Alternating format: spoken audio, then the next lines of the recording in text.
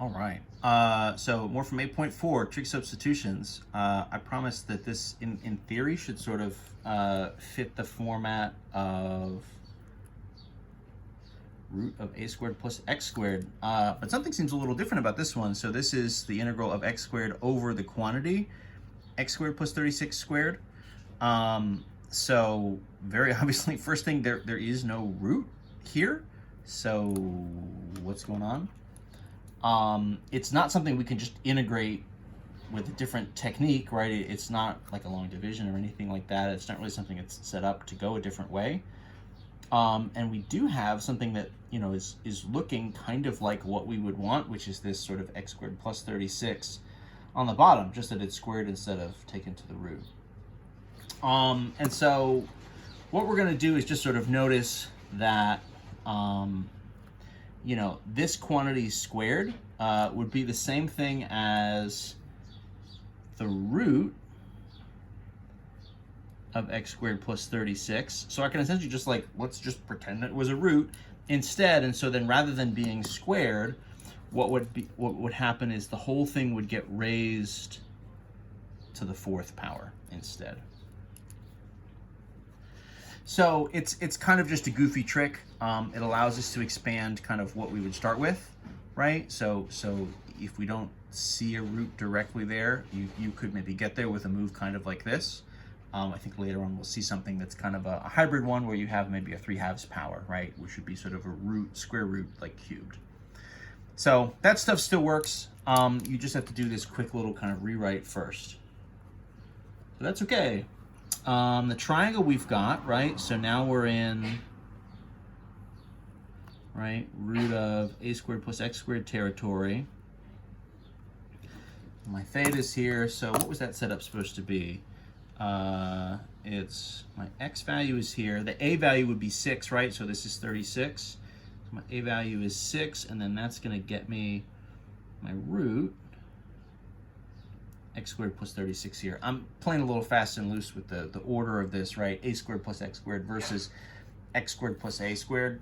It doesn't matter, right? It could be either. And then quick, right? What were our substitutions? So x is going to be 6 times tangent of theta, right? Because tangent would be x divided by 6. So that's sub 1. The derivative of that, right? So our derivative for tangent would be 6 times secant squared. So our dx would be that with the theta. And then the root of x squared plus 36. So that's going to involve the secant, right? So the root over 6 would be the secant.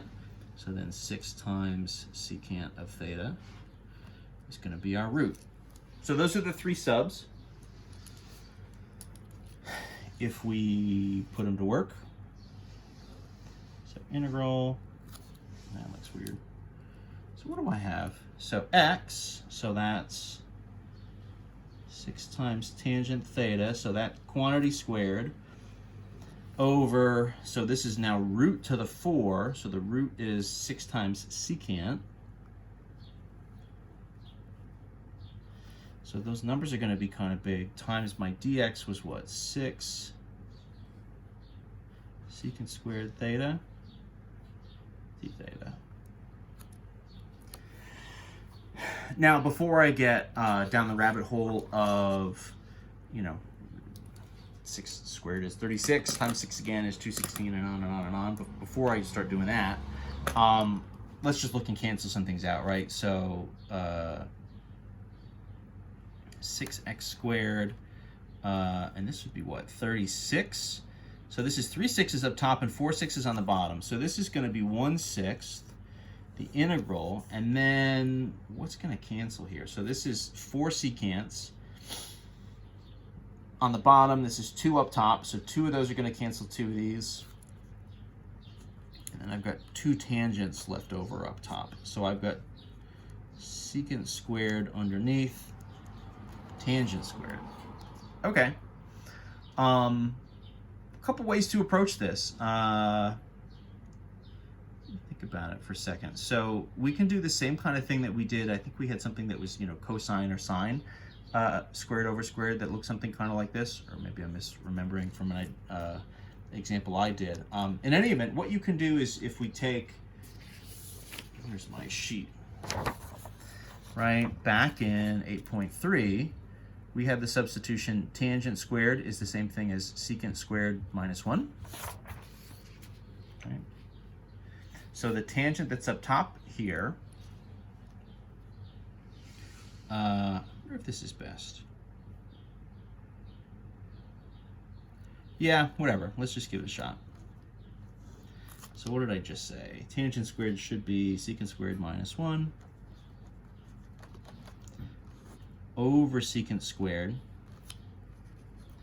d theta. So the move here, right, is break this up into 2, and then you can simplify each of them individually, right? So then this is 1/6.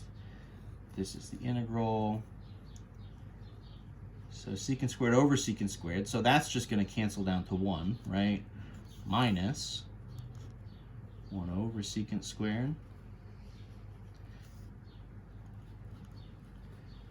So this is pretty interesting. So that's 1 over secant squared, right? Secant is the reciprocal for cosine. So then this is just cosine squared. 1 minus cosine squared d theta. Now you can get to the point where you start chasing yourself in circles a little bit, because you can say, oh, well, 1 minus cosine squared is sine squared, right? And so on and so on. That's not really going to be any better than this, I wouldn't say. So maybe we just start going with this. Cosine squared, we can't integrate right by itself. We need to do the 8-3 technique and use our double angle formula. So cosine squared is 1 plus cosine of 2 theta. So we're going to have that double angle in here, but that's okay. I guess I should rewrite that before we do anything else. 1/6 in front, 1 minus the quantity. So cosine is 1 plus cosine 2 theta all over 2 d theta. Clean this up. This one's going to go on to another page, I bet. So this is 1 minus 1/2 minus 1/2 cosine 2 theta d theta. Just doing a couple quick steps, algebra steps kind of stuff, right? 1 minus 1/2 is, of course, 1/2. So this is 1/6 out in front. Or no, I'll tell you what. And then 1/2 minus 1/2 cosine 2 theta. It doesn't really matter. I was going to say, you could take the 1/2 out and make it a 1/12 in front. It's all going to come out in the wash anyway, so maybe we just stop doing this stuff while we're ahead. So take the antiderivative. That'll be 1/6, so times the quantity, right? 1/2 will go to 1/2 times theta. Not an x, right? This is d theta, so make sure you're not throwing a 1/2 x on here. Make sure you're keeping your variable consistent. Minus antiderivative for cosine, right, would be sine, but it's cosine of 2 theta, so the 1/2 is there. So then the antiderivative is going to be sine 2 theta, but then with another 1/2, right? That double angle here gets us another 1/2. Now we just have a ton of halves and sixths and fractions to sort of chase.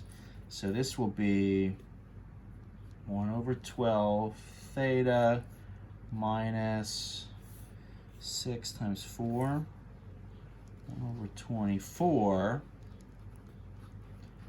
sine 2 theta plus c. Now this is where we get into the idea, right? The sine of 2 theta, this one we got to rewrite. That's going to be 2 times sine theta cosine theta. We did that as part of an example earlier, right? And I need it to be back in terms of the original theta because I can't sub my stuff back in from this triangle unless I have it with respect to theta, not this double angle. So this is 1 over 12 times theta, 2 times 1 over 24, so minus, 1 over 12, sine theta cosine theta, right, plus c. And so what will all these various values be? Sine theta and cosine we can get from the triangle. Theta itself, probably we'll go back up to here and sort of use tangent should be x over 6. So if tan theta is x over 6, that means theta will be the arctan.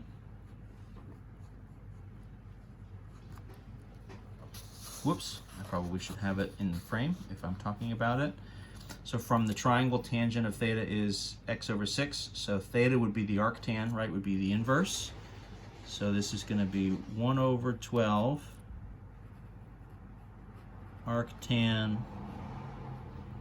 of x over 6. Realizing much too late, I don't know if I've left myself enough space. Minus 1 over 12. Sine of theta. So the sine, I guess, is just going to be x over 6, right? Opposite over hypotenuse. Times cosine, which would be 6 over our root. That's interesting. Those,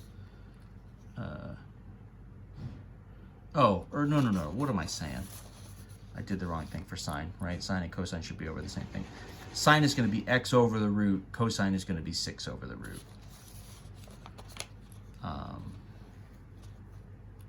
So this should be x over root. Oh my gosh. All right, in frame again. Just doing a great job. Root x squared plus 36 times cosine, we said, is 6 over root x squared plus 36 plus big C. I'm going to rewrite this last line one more time just because it looks terrible in this way. So this is 112 arctangent x over 6. And there's a little bit of simplification, right? So in this case, 12 and 6 will cancel each other out. And then this would be root times root would just be x squared plus 36 on the bottom. So this is going to be minus x over 2 times x squared plus 36 plus big C.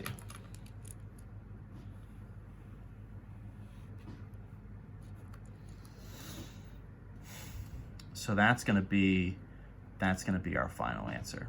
So pretty good stuff. Pretty fun, right? This sort of initial variation where we started with something that didn't have a root, right? The move here was to sort of turn it into a root and then essentially just double the power and then go through all the rest of our steps like normal. So there we go. End of another video.